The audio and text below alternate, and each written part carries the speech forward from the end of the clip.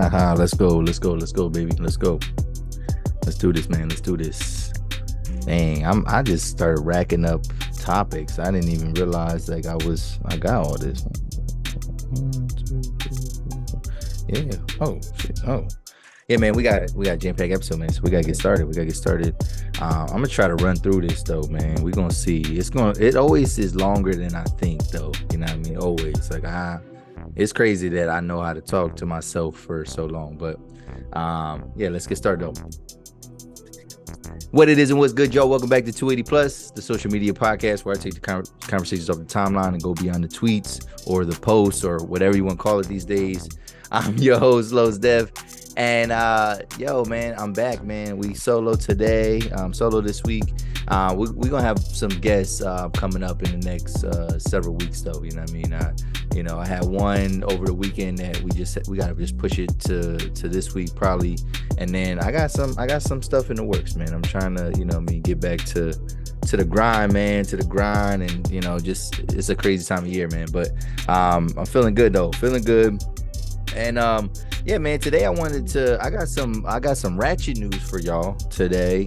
I got some sports stuff, and we're actually gonna save that for the end. So ladies, stay tuned in. Fellas, stay tuned in. Yeah, I'm saying whatever. But I think sometimes when we start with sports, you know what I mean, it might scare the ladies away. So but yeah, I got an update on something that I reported before. Yeah, definitely got some ratchet news.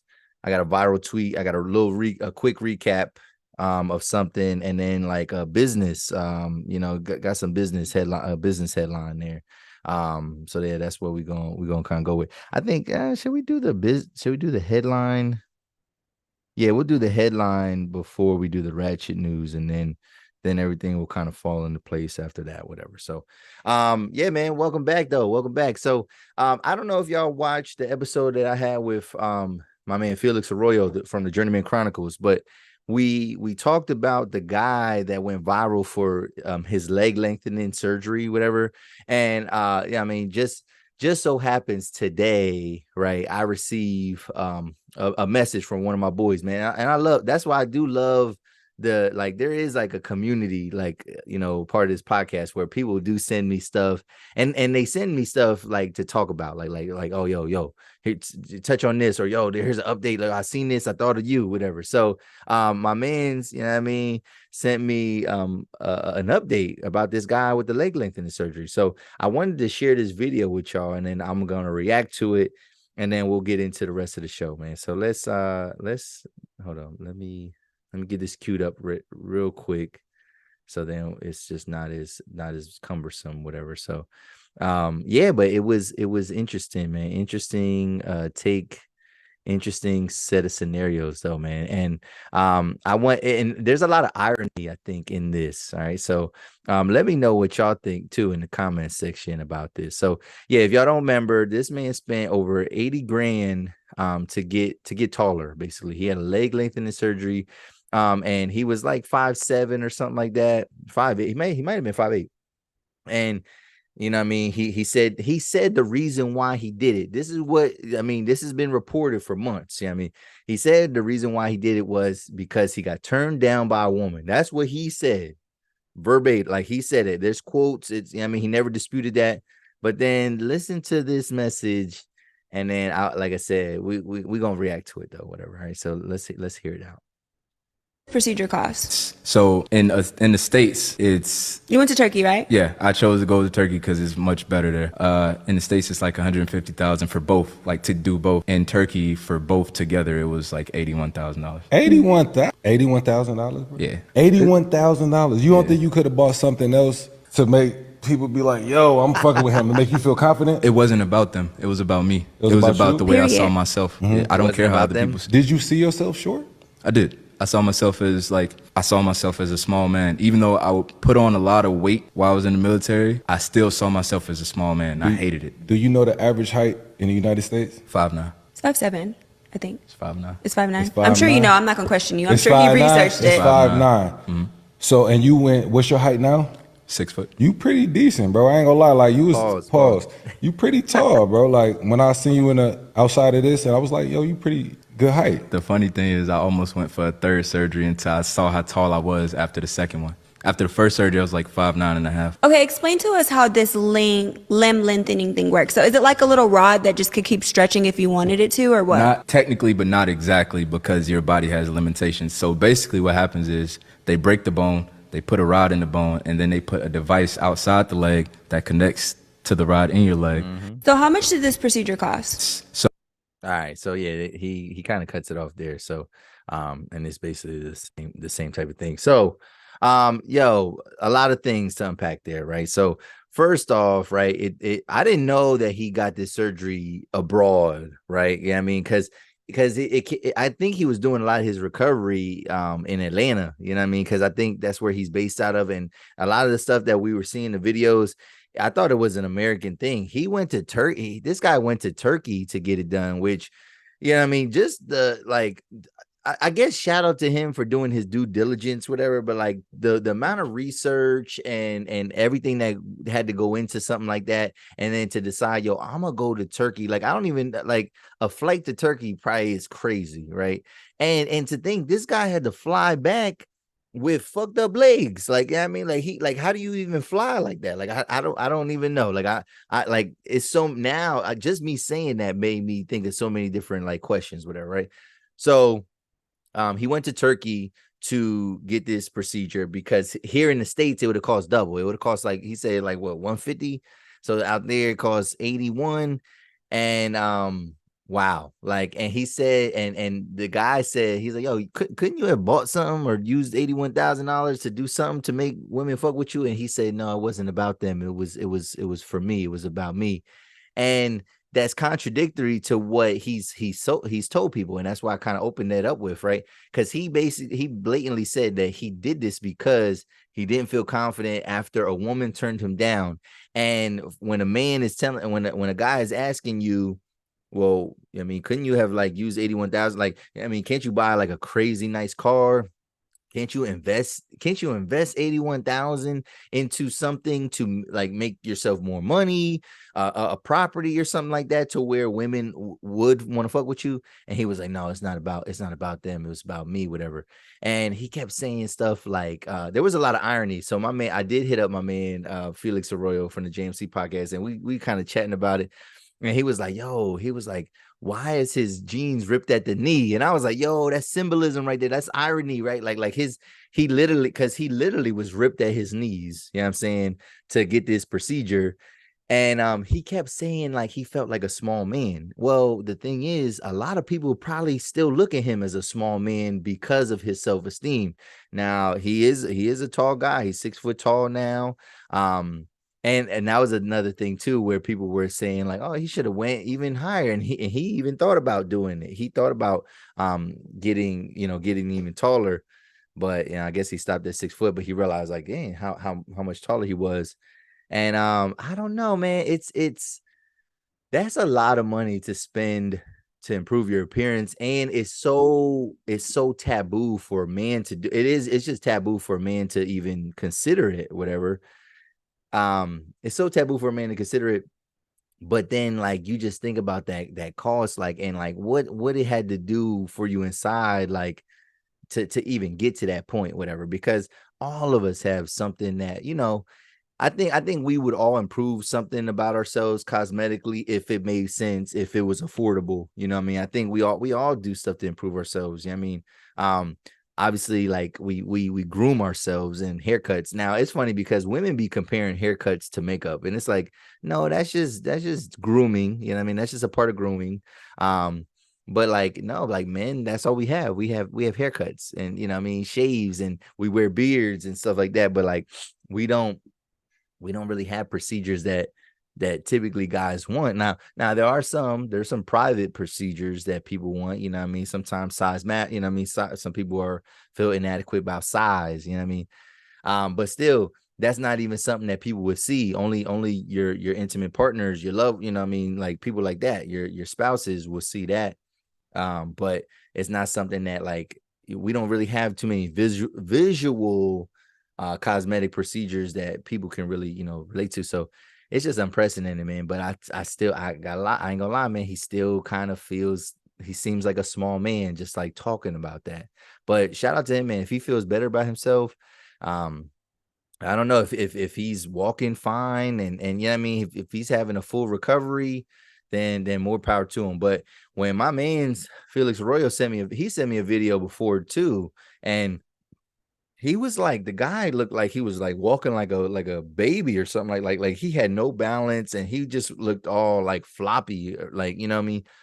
And it just didn't look good. So it was just like, wow, like if this is your quality of life, like I don't know if it's worth it, man, just to get a little bit taller. But to each his own, man. What y'all think about that though, man? What y'all think about spending $81,000 flying to Turkey to get taller? You know what I mean? Would you do it? Could you go under the knife to for a procedure that expensive? What, yeah, I mean, I even think just women, like even the women that have had so much work done. Now, celebrities, it might be a little different because they might be using, they might be getting a celebrity price, which is might be a little bit higher. But I think, like, I don't even know how many women have spent that much money on their body. You know what I mean? Like $81,000 is a lot of money. So that's an update, man. That's an update. This guy he's feeling good and he's 6 foot now, man. So that was that on that. Yeah, let's get to a headline here, man. Let's get to a little bit of business.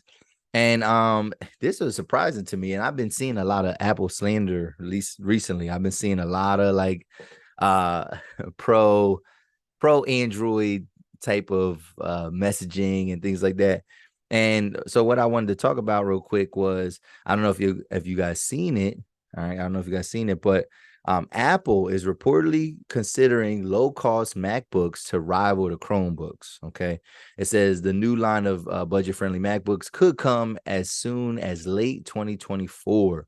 So if you know anything about a MacBook, that's a laptop that it seems like everybody wants one. I mean, just off the name alone. And that's, Apple does a good job of marketing and branding and getting people to want their products, despite if people know anything about the product at all, they want the product.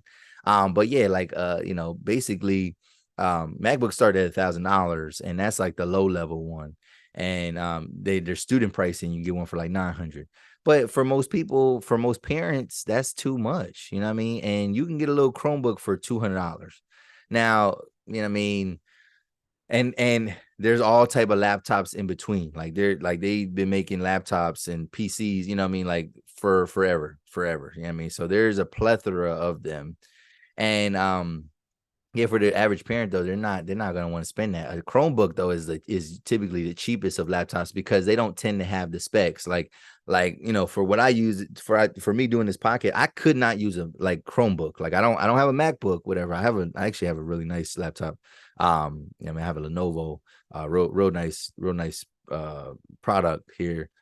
But I couldn't use a Chromebook because it doesn't have the specifications that I need. Like it's too slow. It doesn't have the memory. It doesn't have the power that I need to conduct what I got going on, trying to edit and things like that. So like most young adults and kids, they if they ever were in front of a Chromebook, they probably look at it as trash.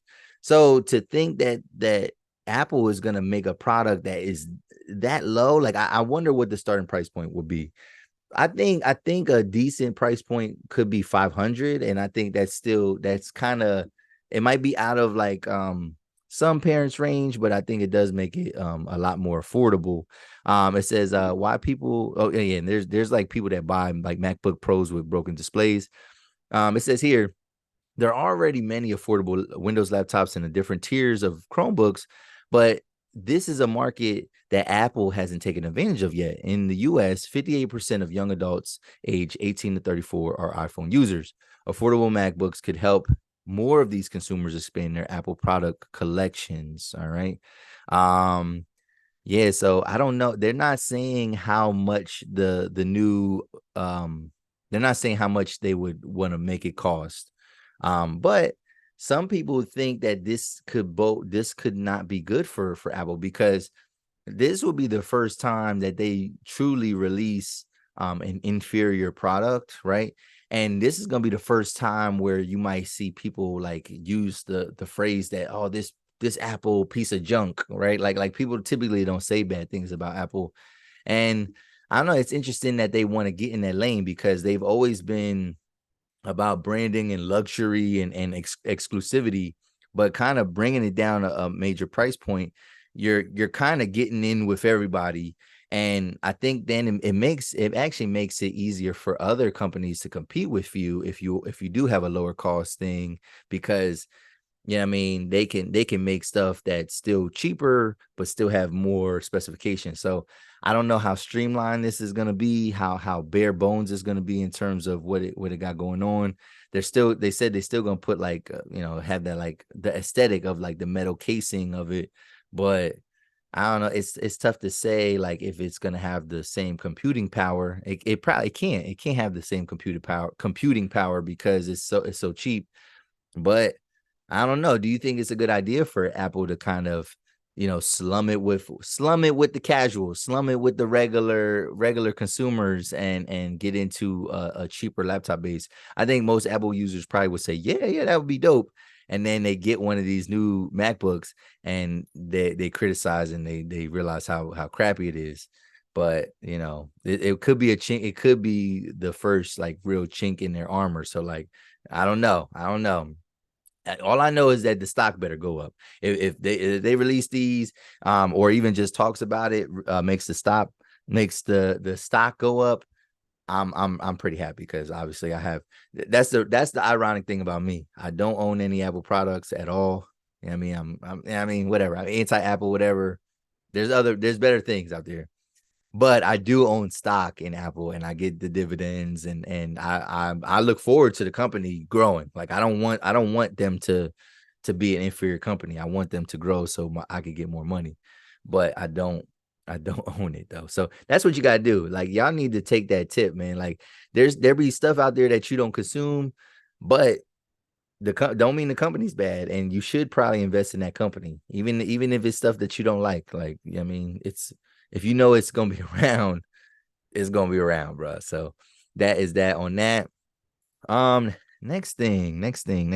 Oh my god, I just looked at my list here, and I'm kind of dreading talking about this, whatever. And I'm not gonna spend too much time on this, but I just feel like everybody's talking about it. I mean, maybe this little clout chasey. I don't know. But people probably, there's people who probably want to know my opinion. Maybe not. Maybe after what I say, they're not gonna really want my opinion on these matters. But in ratchet news, right? We seen that Chrisean Rock and Blueface, right? They welcomed their new baby boy to the world, and she had her birth on Instagram Live.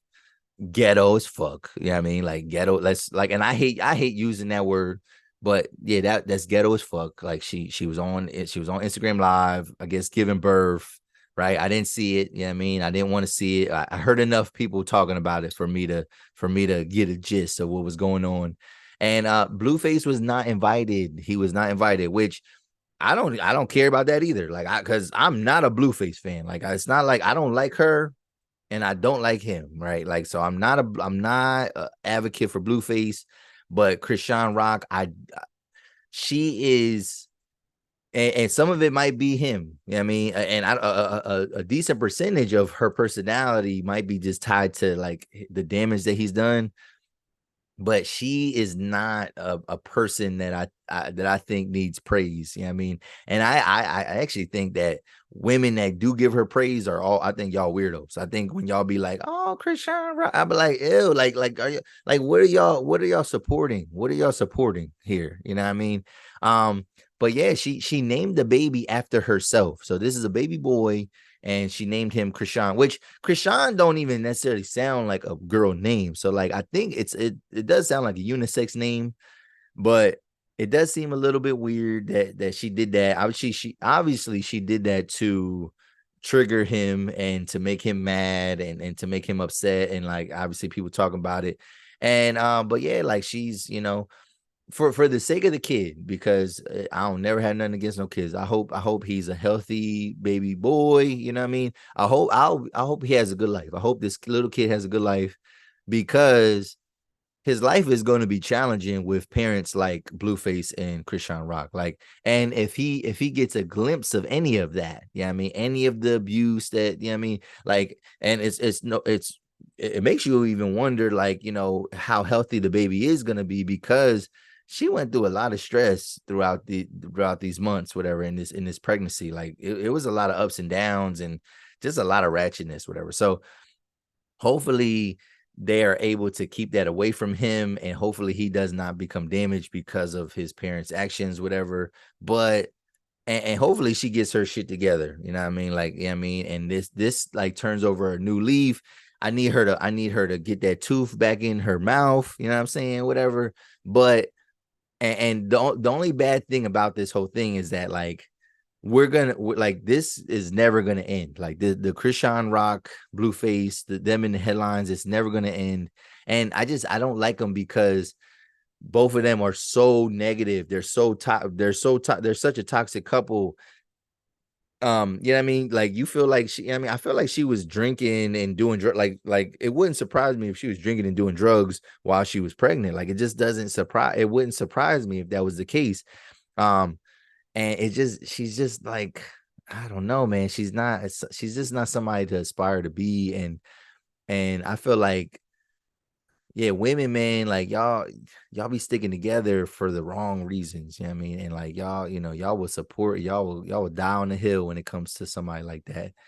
And I don't know, like, maybe, you know, sometimes women need to kind of give you know, some of their men that same kind of support. Like, as much as y'all support Chrisean and y'all wouldn't leave her side, you know what I mean, and y'all still gonna like watch everything that she does, and I mean, be there. Yeah, I mean, hopefully y'all got that same energy for the men that love you in your life. You know what I mean? But I don't know, man. But that's all I'm gonna say. That's all I'm gonna say. I'm not looking for, I hope I don't have to talk about anything, but I can imagine that it's just like there are gonna still be some headlines. And like I said, I don't support Blueface either, because that man is a broken individual, man. He comes from a bad mom. Like, his mother is a bad woman. Like, she's not a good person. You know what I'm saying? This guy is he's a weirdo, you know what I'm saying? Like just even the comments that he said, the stuff that he exposes his kids to, the way he treats women, like, he's a sick dude, man. Like, and so I don't support him either. But yeah, definitely Chrisean Rock. I just want her to be a mom and make her money quietly so we don't gotta see her no more. But I doubt that's the case. So speaking of relationships, and toxicity, because that's a toxic relationship. I kind of wanted to get into a little viral tweet. I do want to get into a little viral tweet here that I came across. And I don't even, are they even still called tweets? You know what I mean? Are they still called tweets? I don't know. I want to click right on this joint. Nah, we just gonna read it. I want to screenshot this, and we could put this on the bottom of the screen on the side or something like that. So it says, this is by a woman named Elizabeth, and her @ name is Do It Mother. All right, it says, never trust a man who could sit up and pillow talk about his BM, his ex, or any female he done had dealings with, because ain't a thing cute about a gossiping dude and you laughing thinking you got one up. In a matter of time, you're gonna be the next topic under another roof. 9 times out of 10, he just hurt and telling lies. Put him in front of the ones he talking about. I bet he fold. Peace out, whatever. So, all right. So this is where, all right, let's have a conversation about this, right? So it says, never trust a man who can sit up and pillow talk about, basically, about women that he's dealt with, that he slept with, and things like that. So is it pillow talking if he does not, if he doesn't elicit the questions? You know what I mean? Like, here's the thing. Giving up, like, to an extent, like, there's some truth to this, right? If a man is pillow, because every man is guilty of some form of pillow talking, because for whatever reason, like, it's pillow talking, but for whatever reason, because pillow talking has a negative connotation, and we're gonna kind of define that, whatever. But pillow talking happens because, for whatever reason, that's when women want to have the most intimate conversations with you. When y'all are laying down in bed, most likely it's after y'all done had sex, right? And then, like, she wants to have these revealing conversations, whatever. Now, as a man, right, like, you supposed to, you know what I mean, you take part of the conversations. I mean, you connecting with your woman. I mean, you talking about things. Now, there are men that go overboard, right? There are men, like, especially like if he's a side dude, right? There are men that get nasty with it. They start dirty macking. They start to tell secrets, and they try to talk about other men, right? Like typically that's what it'd be about. It'd be about like a man shitting on another man, whatever, or a woman shitting on another woman. Now, if you asking me personal questions, deep questions, whatever, am I not allowed to share with you, or should I shut you down? Like, because that's the thing. If a man, if y'all both in a vulnerable state, whatever, and she starts asking you questions about your BM, your ex, or whoever, whatever girlfriends or whatever side, whatever you had, and you don't speak up, she's gonna think you're suspect. She's gonna think bad things about you. She's gonna think you suspect. She's gonna think that you're keeping things from her. She's gonna think that you're a cheater. She's gonna think you're a liar, right? Like, so are you supposed to be like, nah, babe, let's not talk about that? Like, because does it matter that they're, because here's the thing too, does it matter that it's pillow talk? You know what I mean? Or is it more, is it about the pillow talk? Is it about the fact that they're doing it in bed? Or do you not want to hear about my exes, my being, whatever? Like, do you not want to hear about that stuff at all? Do you not want me to be transparent? Because a lot of men would be fine with that. A lot of men would be perfectly fine with omitting details about their life. Like, so is that the road you want to go on, right? Because I'm that's what I'm establishing here. Like, all right, there's a line here, right? Because if you're asking me questions and you want me to get deep and you want me to share, you want me to be vulnerable, right, with you, I'm gonna talk to you, right? All right. So, and is the line, is it because it's pillow talking, right? Now, if a man is out there giving unsolicited opinions about people, hold on 1 second. We're gonna pause this real quick. Now, as I was saying, if a man is out there just pillow talking, so to speak, and giving unsolicited opinions about women, and talking about women, and the woman that he's laying with, or spending time with, if she didn't ask him any of these questions, then sure, like I would agree with what y'all saying. Like I can understand the point of view, whatever. But I don't know. Like, I want to know how often is that happening? How often is a man just like start running it about his ex, right? Like, me and you just had sex, and then we laying there, and then I'm talking about my ex. Like if I bring it up, if I would bring that up as a man, you gonna look at me crazy. You're gonna look at me crazy, and you don't have, and no, yeah, you don't have one up, whatever, and that is a bad thing. But I don't know that many men. Let me not even use that language, because I wouldn't know, because men do say stuff to women that they wouldn't say to their homeboys and things like that. So I don't know, but like, how often is that happening? I know from my personal experience, I'm not talking about I know me, and I feel like I'm not, and here's the thing, I might be an anomaly, but I don't feel like I'm that abnormal, right? Like, I don't think I'm that exceptional when it comes to this type of stuff. But I know me, I'm not talking about my BM or ex or whatever unsolicited. I'm not bringing her up if you don't ask me about her. You know what I mean? Like, I'm not comparing the sex. I'm not comparing, like, you know what I mean? But if you have questions, whatever, it's not all lies. If you asking me the questions, granted, it's my side of the story, but that don't mean it's lies. You know what I mean? And if you would put, like, and that's even an unrealistic, that's an unrealistic proposition. Like, oh, put him up in front of the people that he talking about, and I bet he fold. All the women will fold too, because the men that they pillow talk about, you know what I mean, the friends that they pillow talk about, you know what I'm saying, if they put those people in front of them, all women will fold. So like that's what a private conversation is. Like that's why it's private.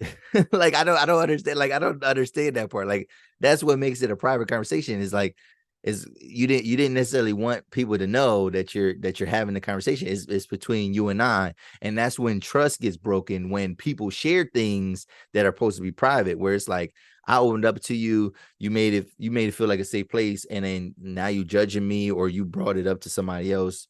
You know what I mean? And I told you that in confidence. So I don't know, man. Like, I see her point. I see where she's trying to go, but that's shaky. That's a straw man. Like, that's a shaky ass argument right there, because like I said, I don't think that it's probably not as common as you think that, like, and the thing is, a woman probably wouldn't be like realize like, oh, I did kind of solicit that conversation, like I did ask him about this, and then kind of put it together. And like, no, it'll once she gets the information, she's just gonna be like, oh, yep, he just started gossiping like out of nowhere, and it's like, no, I did not do that.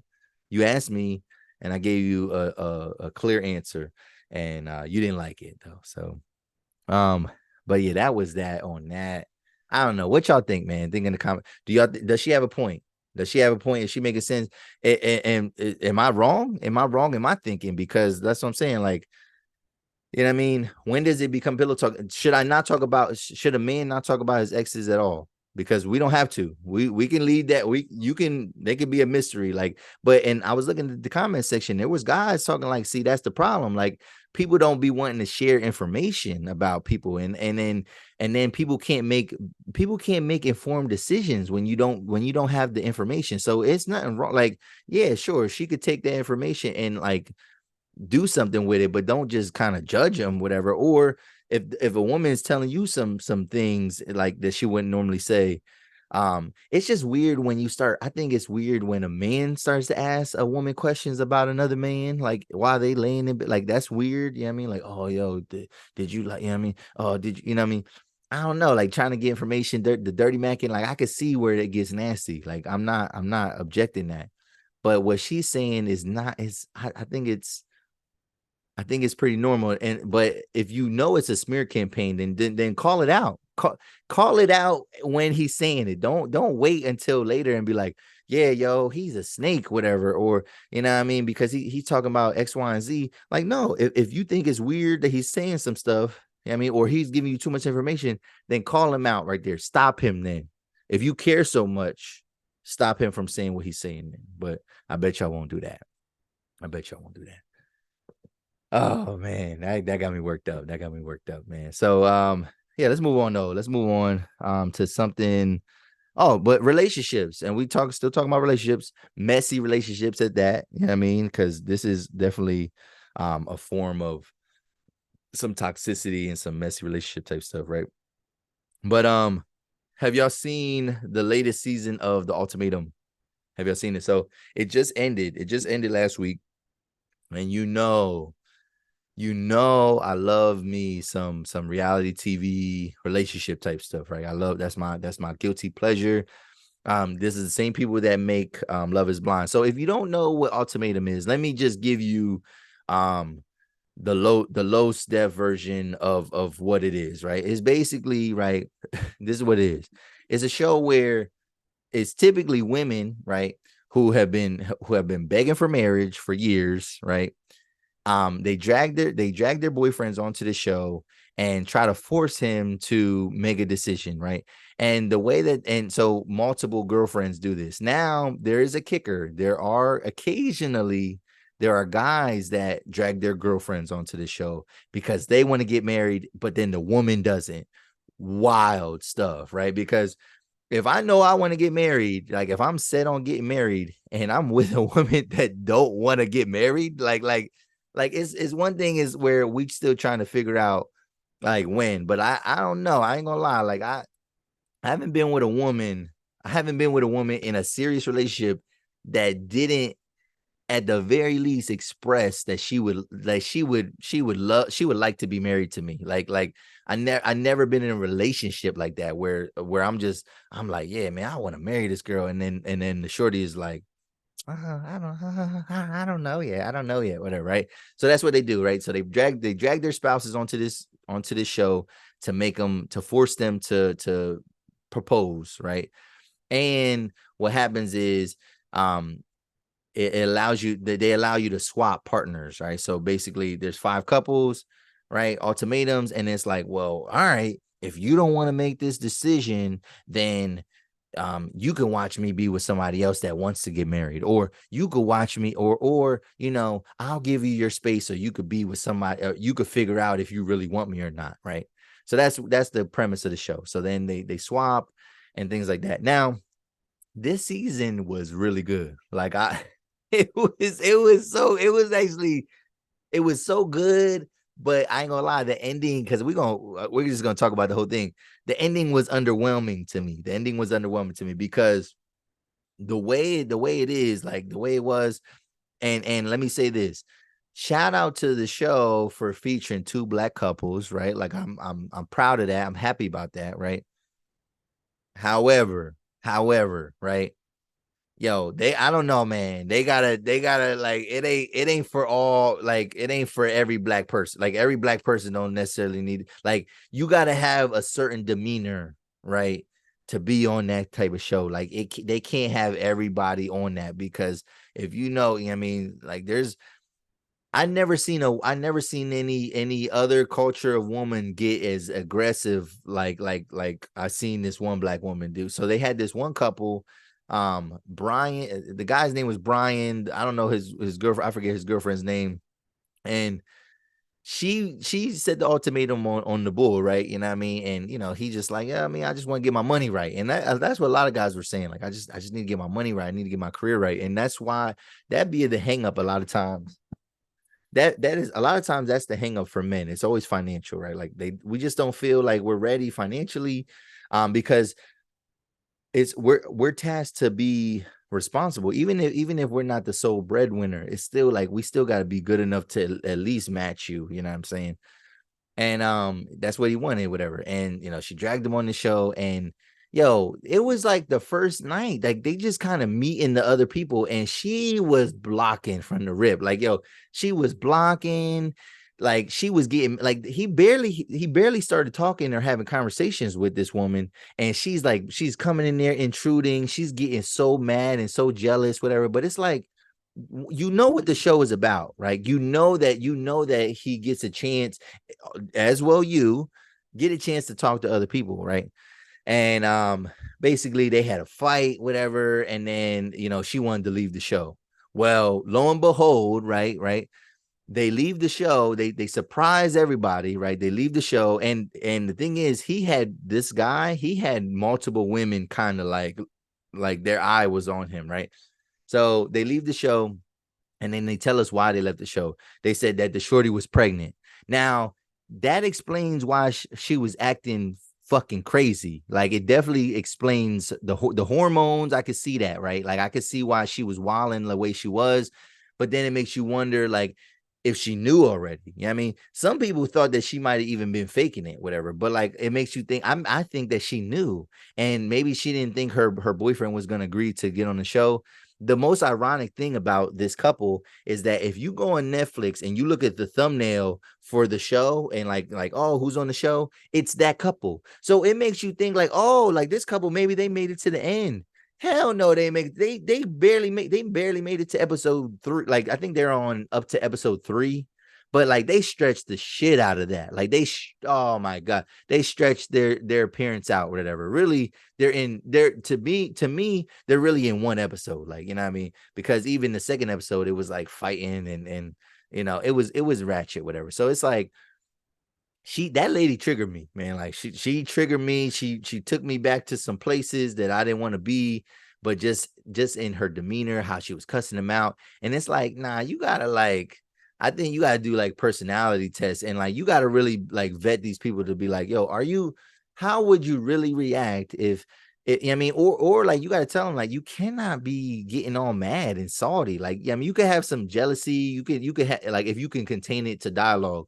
But she started putting her hands on the board. She started cussing him out. She walking off the set. Like, she was a mess, man. But she was pregnant, and yeah, she, like I said, she was crazy. Like, she wilding.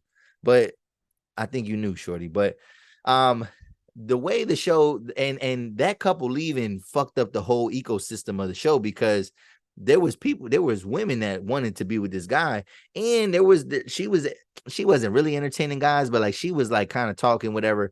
And it would have made it a little bit more interesting if that other couple was in there, because then the people that ended up being with each other, a lot of them wouldn't end up being with each other, right? So there was 4 couples, so there was 4 couples left, and basically it was like two girlfriend swaps. Like, one couple, basically this one black guy, he wanted, I think his name's Tyrese, and he wanted to be with this white woman named Ryan, right?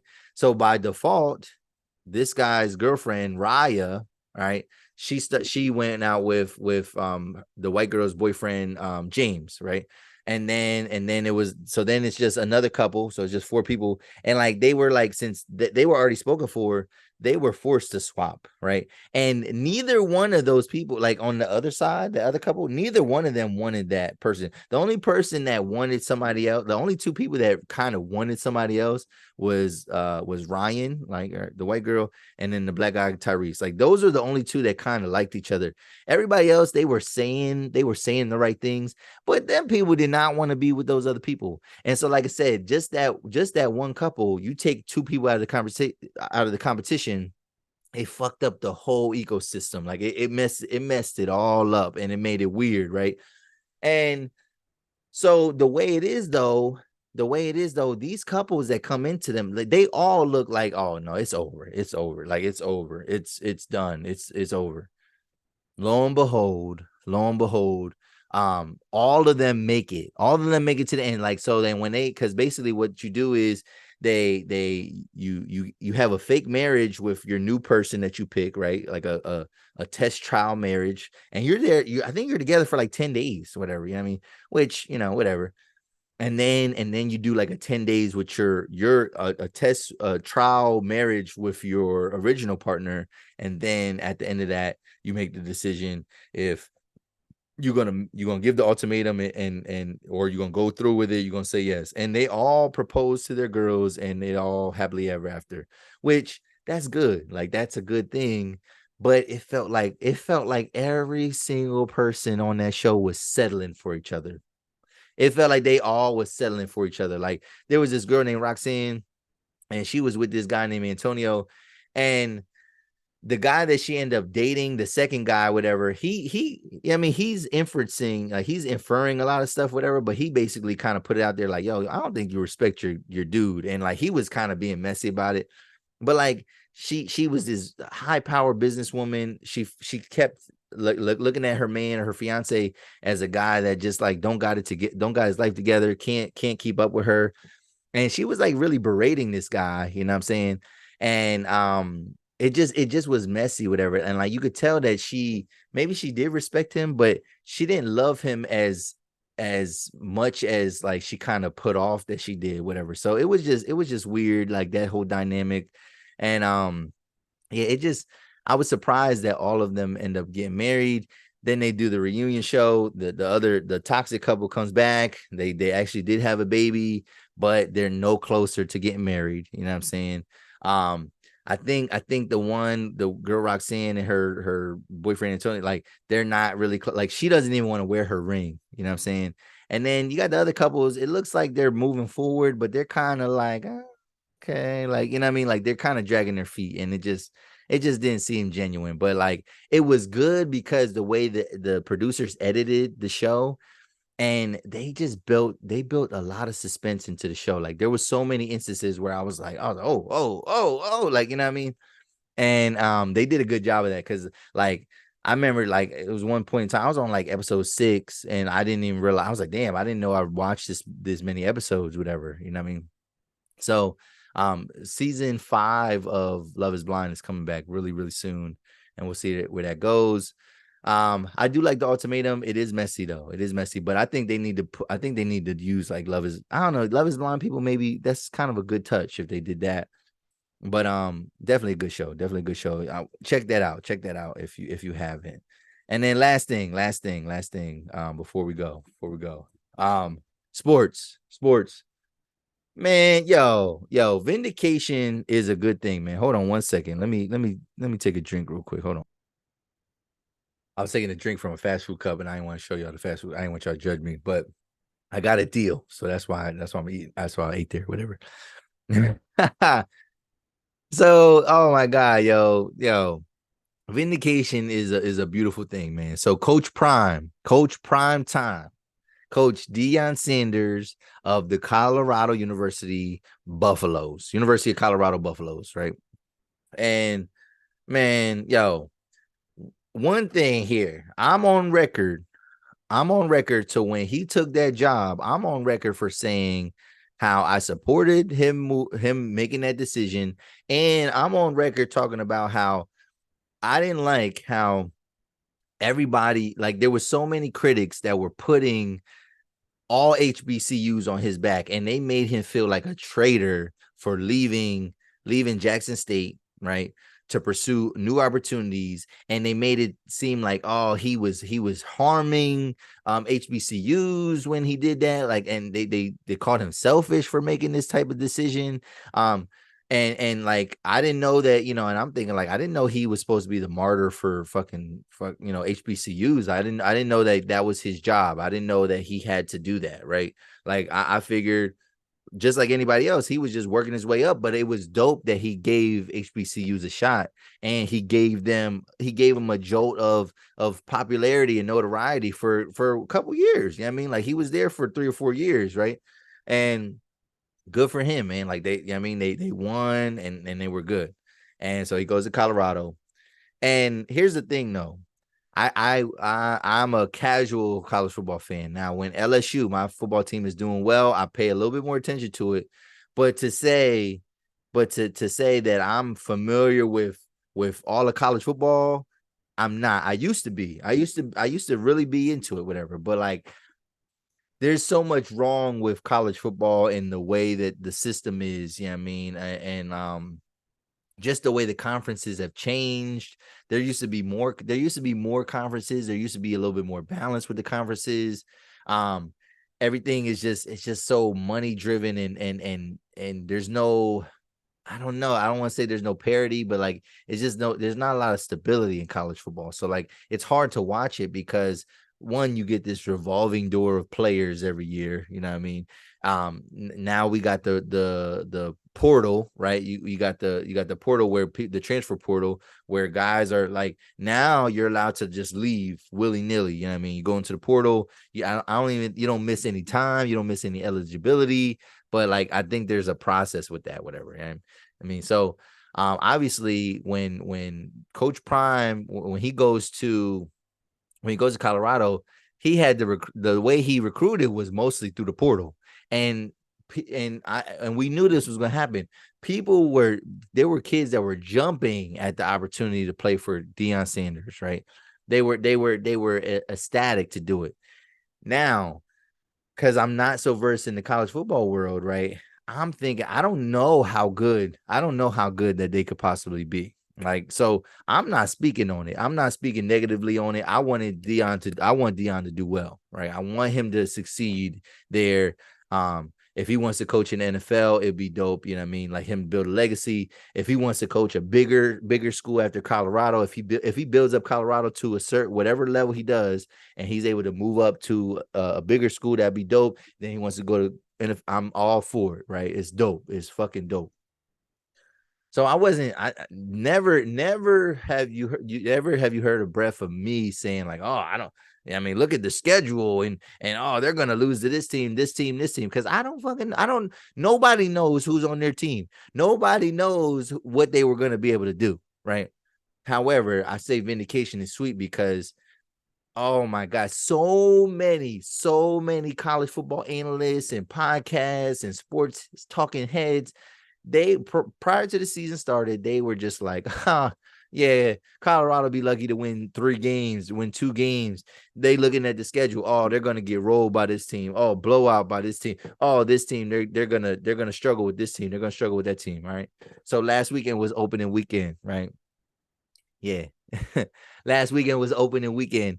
And Coach Prime and Colorado, right? University of Colorado, they beat TCU in the first game of the season. And now it was a close game. Like, it was a high-scoring game. Colorado. Yep. Let's look at it here. Yeah. 45. Oh, my God. And they're ranked now. Stop playing with me. So, wow. They were an unranked team. I don't know how far down they were unranked, but now Colorado is ranked 22. All right. So they're in the top 25. So, and TCU is not ranked, even though they've been a good team over the years. I mean, so it was a barn burner, man. It was a barn burner. It was back and forth, 45-42. Deion Sanders' son and his name is Shador. Shador Sanders threw for 500 yards. 500 yards. 38 for 47. What is that percentage? Hold on. Calculator. Quick. 38 for 47. Oh my God. Are you fucking kidding me? Are you kidding me?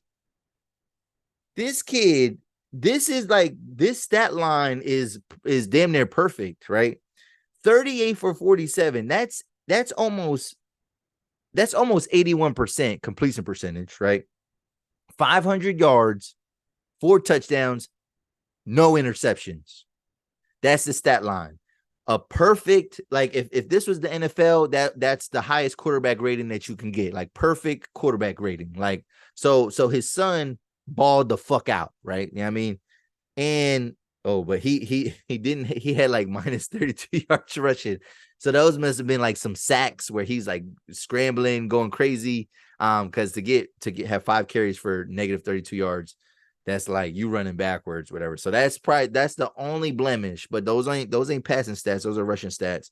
It does take away from his total yardage, so to speak. So he's only up like 400 some yards total, but still, he had 4 receivers reach 100 yards, right? And in an NFL game, that's like, you're not seeing that. Like, there's been times where we've seen, 3 players get 100 yards, whatever. But in college football, even though stats get crazy in college football, this is like, it's the first time like this happened. Like they setting records out here. Like, he set a school record, his first game of the season, the first game of Colorado, his son set a record, right? Whatever, for yards.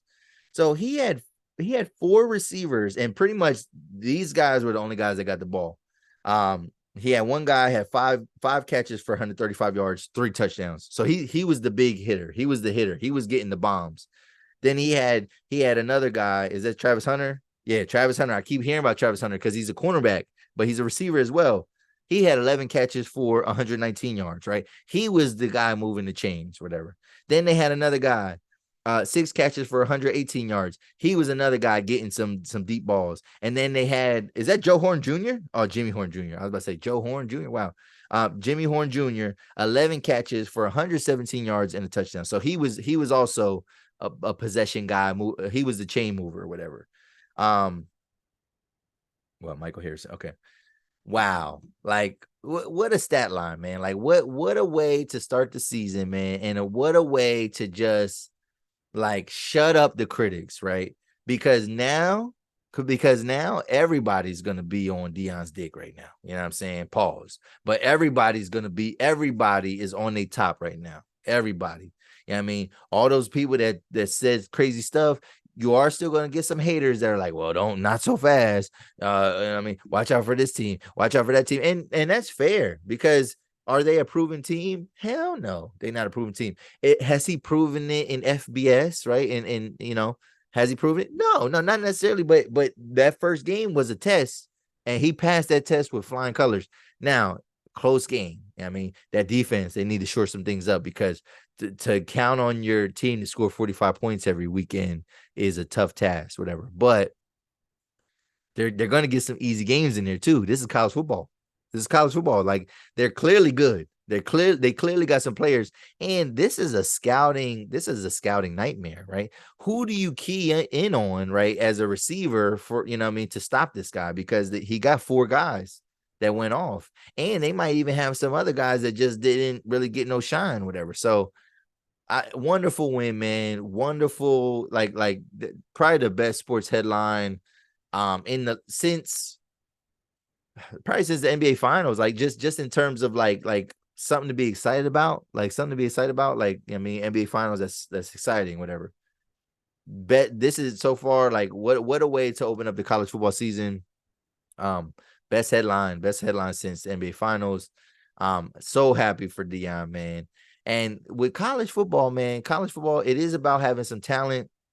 But it ain't even about X's and O's and schemes and all that, whatever, right? Like, especially when it comes to coaches, I don't think that's not what makes coaches better than the next, whatever. Like, to an extent, yeah, but no. College football is about, especially when it comes to coaching, do you have guys, can you motivate guys to run through a wall for you? You know what I mean? If you could motivate guys to run through a wall for you, your team is gonna be nice. Your team is gonna ball out. They're gonna give it all that they have. You know what I mean? And it's clear that at the very least, Dion has guys that will run through a wall for him, man. He is that kind of a motivator when it comes to being a coach, that guys want to show up. They want to do their best. They want to prevail when he's on the sidelines. And that's all you can ask for, man. That's all you can ask for. So what did y'all think of opening weekend, Coach Prime's victory? What'd you think about the rest of the episode, man? All the stuff that I kind of brought up and talked about. Yeah, I mean, we're gonna get this episode out before the weekend. Like, that's the goal. We're gonna get this out before the weekend because I got a busy weekend. I got a wedding. Shout out to my guy Nate Fleming, man. Yeah, I mean, we're gonna do that with him. He got a wedding coming up. But yeah, man, dope stuff. What y'all think about it though? If you're still watching, hit the subscribe button, hit the like button, leave a comment, please, man. Let's keep this platform going. I mean, rolling in the right direction. We still on the quest to 1,000 subscribers, so it would go a long way for you to hit that subscribe button. Share it, man. If you know anybody that's a sports fan, you know anybody that likes Netflix shows, you know what I mean, you know anybody that's obsessed with Chrisean Rock and Blueface, you know what I'm saying? Let me know, man. Let them know. Share the content with them. And I mean, I appreciate you watching if you've been watching this long. And yeah, man, we coming back, man. It's another episode of 280 Plus Podcast, y'all. I'm out. Peace.